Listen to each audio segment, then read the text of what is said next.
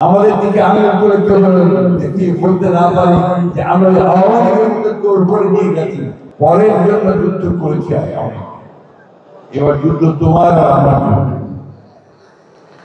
এই যুদ্ধ আমাদেরকে এখন করতে হবে, আমাদের জন্য, আমাদের নির্মাণ করার জন্য।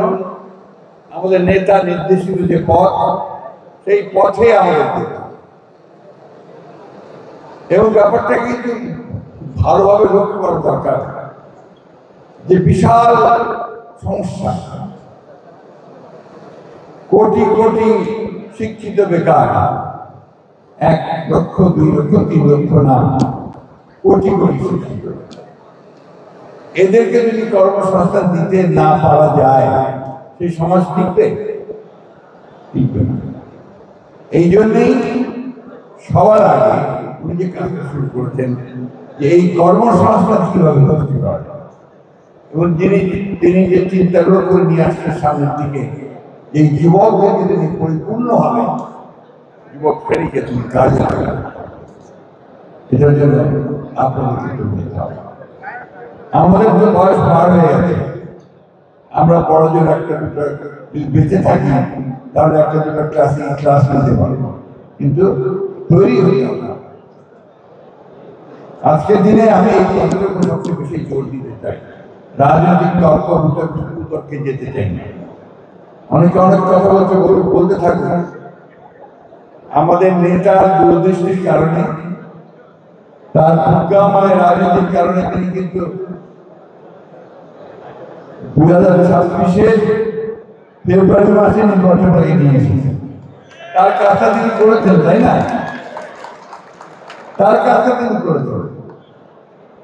এখন আমাদের কাজ হচ্ছে এই নির্বাচনটা যেন সুষ্ঠুভাবে সম্পন্ন হয়, আমরা যেন এটাকে সুষ্ঠুভাবে শেষ করতে পারি। আমাদের দিকে আঙুল করে বলতে না পারি যে আমরা আওয়ামী লীগের জোর করে নিয়ে গেছি, এটা কিন্তু দিস ইজ ভেরি ইম্পর্টেন্ট। ওদের স্বপ্ন পূরণে পাশে থাকতে পেরে আমরা গর্বিত। এটা অত্যন্ত জরুরি কথা, কারণ আমরা বড় দল, আওয়ামী লীগ নেই।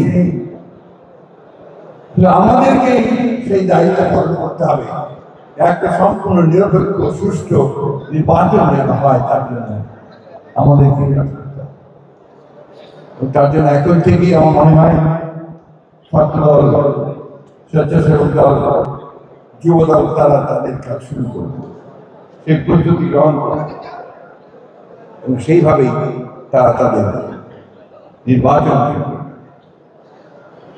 একটা আপনার কথা সবসময় বলা হয়, এটা ওর যত দোষ নন্দ আছে না, অর্থাৎ anything happens in the country. সামনের দিনে সারথি, কিন্তু বিএনপি সামনের দিনে রাষ্ট্র পরিচালনা করবে, সুতরাং তার বিরুদ্ধে এই সমস্ত লাইন করে তাকে যত খাটো করার চেষ্টা করা।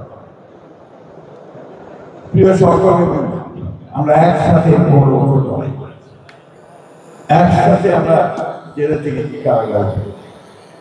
আমাদের নেত্রী দেশনেত্রী বেগম খালেদা জিয়া 6 বছর অন্তর, আমাদের নেতা এখনো কিন্তু নির্বাচন ব্যবস্থা আছে। আমাদের এমন একটা পরিবার নেই যে আমরা এফেক্টেড হইব।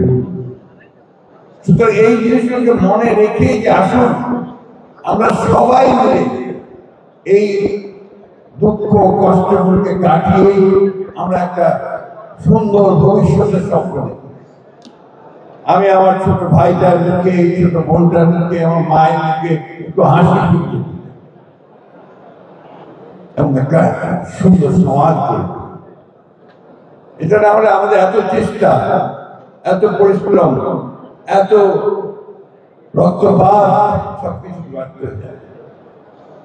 ওই মায়ের চোখের সামনে তো আমি দাঁড়াতে পারি না যখন সে বলে যে বাবা কি হলো, অথবা সেই আহত আমার ছোট ভাই, সে যখন অন্ধ চোখে আহত অন্ধ চোখে সে বলে আমার ভবিষ্যৎ, এই উত্তরটা আমাদের দিতে হবে। সরকারের থেকে আমরা লিখে দিলে হবে না, আমরাও এর জন্য একইভাবে রেসপন্স করব। তো আমাদেরকে ওই কাজটা করার জন্য এখন থেকে তৈরি হতে হবে। আমরা যদি জনগণের মন জয় করতে পারি, তাদেরকে ব্যবহার করতে পারি, তাদের নির্বাচনে আমরা যদি আমাদের পক্ষে নিয়ে আসতে পারি, আমাদের সরকার তার কর্মসভা নেতৃত্ব গঠন করতে পারি, তারা ওনার যে স্বপ্ন যে কার্যকরী করছেন, আমাদের যে 31 দফা করছেন, সে 31 দফা বাস্তবায়িত হলে আমরা তাদের মুখে হাসি।